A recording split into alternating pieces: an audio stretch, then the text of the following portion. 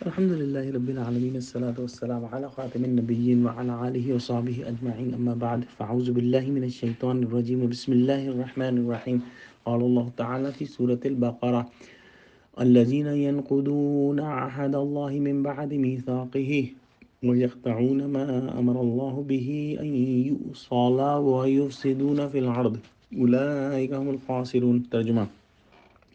جو خدا کے اقرار کو مضبوط کرنے کے بعد توڑ دیتے ہیں اور جس چیز یعنی رشتہ قرابت کے جوڑے رکھنے کا اللہ نے حکم دیا ہے اس کو قطع کیے ڈالتے ہیں اور زمین میں خرابی کرتے ہیں، یہی لوگ نقصان اٹھانے والے ہیں۔ پچھلی آیت ختم ہوئی تھی وما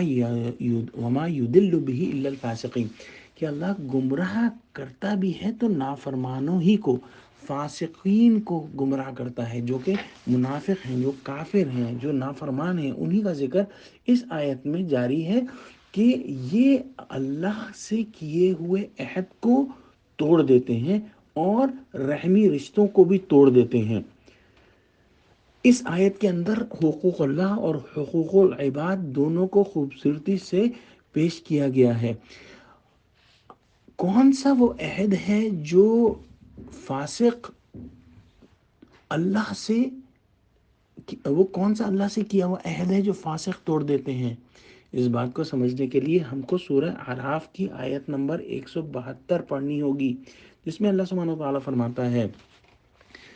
وَإِذْ أَخَذَ رَبُّكَ مِنْ بَنِي آدَمَ مِنْ ظُهُورِهِمْ ذُرِّيَّتَهُمْ وَأَشْهَدَهُمْ عَلَىٰ أَنفُسِهِمْ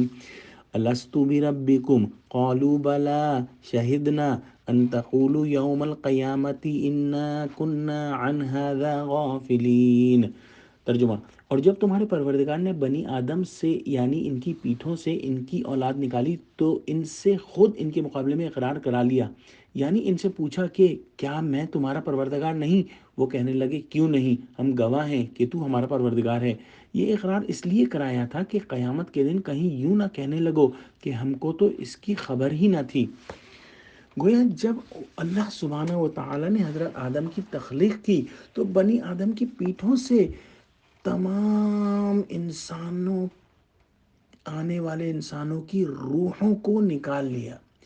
روحوں کی تخلیق اللہ سبحانہ و تعالیٰ نے فرمائی اس وقت جب حضرت آدم علیہ السلام کی تخلیق ہوئی۔ گویا تمام انسان جو اس وقت سے پیدا ہوئے اور آج تک پیدا ہو رہے ہیں اور قیامت تک پیدا ہوتے رہیں گے، ان تمام کی روحیں